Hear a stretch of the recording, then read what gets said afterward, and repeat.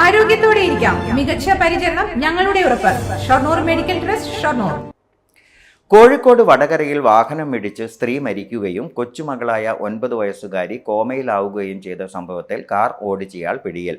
പുറമേരി സ്വദേശി ഷജീലാണ് കോയമ്പത്തൂർ വിമാനത്താവളത്തിലെ എമിഗ്രേഷൻ വിഭാഗത്തിന്റെ കസ്റ്റഡിയിലായത്. UAE-യിലായിരുന്ന ഷജീൽ കോയമ്പത്തൂർ വിമാനത്താവളത്തിൽ ഇറങ്ങിയപ്പോൾ പിടികൂടുകയായിരുന്നു. ഇയാൾക്കു വേണ്ടി പോലീസ് നേരത്തെ തന്നെ ലുക്കൌട്ട് നോട്ടീസ് പുറപ്പെടുവിച്ചിരുന്നു. ഷജീലിനെ വടകര പോലീസിന് കൈമാറും. മനഃപൂർവ്വമല്ലാത്ത നരഹത്യ, വ്യാജ തെളിവുണ്ടാക്കി ഇൻഷുറൻസ് തുക തട്ടിയെടുക്കൽ എന്നീ 2 കേസുകളാണ് ഇയാൾക്കെതിരെ രജിസ്റ്റർ ചെയ്തിട്ടുള്ളത്. കഴിഞ്ഞ ഫെബ്രുവരി 17 രാത്രിയാണ് ഷജീൽ ഓടിച്ച കാർ ദൃഷാന എന്ന 9 വയസ്സുകാരിയുടെയും മുത്തശ്ശി ബേബിയുടെയും ദേഹത്തേക്ക് പാഞ്ഞുകയറിയത്. ചോറോട് അമൃതാനന്ദമയി മഠം സ്റ്റോപ്പിലായിരുന്നു അപകടം. രാത്രി 9 മണിയോടെ ചോറോട്ടിലെ ബന്ധുവീട്ടിലേക്ക് പോകാനായി ബസ്സിറങ്ങി റോഡ് മുറിച്ചു കടക്കുന്നതിനിടെയാണ് വെള്ളം നിറത്തുള്ള കാർ ഇരുവരെയും ഇടിച്ചു വീഴ്ത്തിയത്. കാർ നിർത്താതെ പോയി.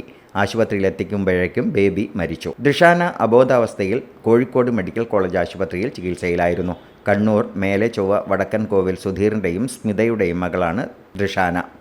അപകടം നടന്ന ശേഷം പോലീസ് സമീപത്തെ CCTV ദൃശ്യങ്ങൾ ഉൾപ്പെടെ പരിശോധിച്ചിരുന്നെങ്കിലും തെളിവൊന്നും കിട്ടിയിരുന്നില്ല.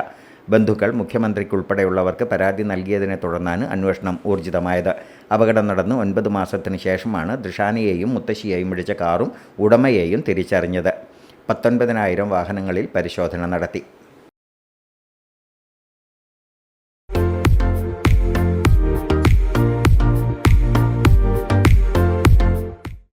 Dot view news.